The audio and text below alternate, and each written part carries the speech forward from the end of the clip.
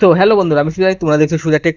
তো চলুন বন্ধু থেকে শুরু করা যাক। বন্ধু, তোমাদের কাছে আমি দেখাবো যে কিভাবে আপনি আপনার এয়ারটেল মোবাইলে কল হিস্ট্রিকে ব্যাকআপ নেবেন। তো সিম্পল একটা ম্যাটার। তো চলুন বেশি ভাটো করে শুরু করা যাক।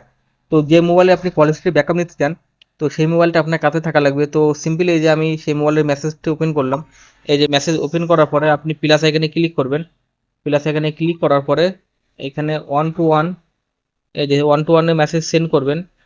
তো মেসেজ লিখে সেন্ড করবেন ইপিবিল দিয়ে। এবারে আপনি কোন মাস, সেই মাসটি সিলেক্ট করার পরে, তো এই যে আমি জানুয়ারি, তো জানুয়ারির জন্য সিম্পলি জেএন দিয়ে এবার আপনি আপনার ইমেল অ্যাড্রেসটি দেবেন। ইমেল অ্যাড্রেস দেওয়ার পরে তো নিচে দেখুন, এই দেখুন এরকম একটা মেসেজ আসবে, আপনার ইমেলটি এই যে ইমেল অ্যাড্রেসে সেভ হয়ে মানে সেন্ড হয়েছে।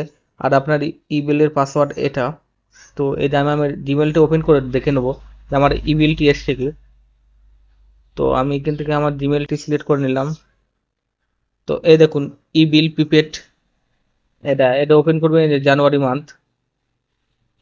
তো এই যে আমি জানুয়ারি মান্থে ইবিলটি পেয়ে গেছি। তো এখান থেকে এই যে আমি নিচে যাবো, দেখুন একটা পিডিএফ আছে। আমি সিম্পলি পিডিএফ এর উপরে ক্লিক করব। ক্লিক করার পরে এই পিডিএফটি ডাউনলোড হবে। এই যে ডাউনলোড হওয়ার পরে এই পাসওয়ার্ডটি চাবে, যে পাসওয়ার্ডটা আপনার মেসেজ এসছে। তো এই যে আমি পাসওয়ার্ডটি দিয়ে আবার ওপেন করব।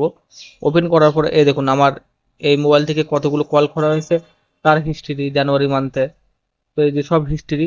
তো এইভাবে আপনি আপনার এয়ারটেল নম্বরে কল হিস্ট্রিকে ব্যাকআপ নিতে পারবেন। তো বন্ধুরা, যদি ভিডিওটি পছন্দ হয় চ্যানেলটি সাবস্ক্রাইব করবেন, ভিডিওটি লাইক কমেন্ট শেয়ার করবেন। তো thanks for watching, good bye, জয় হিন্দ, বন্দে মাতারাম।